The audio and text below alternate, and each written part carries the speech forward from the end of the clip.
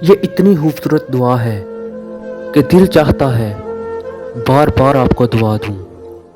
اللہ آپ کو اتنا عطا فرمائے جتنا وہ رحمان ہے، اور آزمائشوں سے اتنا محفوظ رکھے جتنا وہ مہربان ہے۔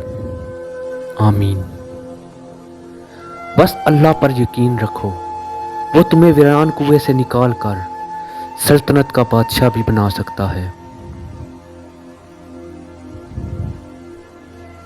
اگر ہم سے غلطی ہو جائے تو ابلیس کی طرح دلیر نہیں ہونا چاہیے، بلکہ معافی مانگ لینی چاہیے، کیونکہ ہم ابن آدم ہیں، ابن ابلیس نہیں۔ نہیں مایوس میں اپنے خدا سے، بدل جاتی ہے قسمت بھی دعا سے۔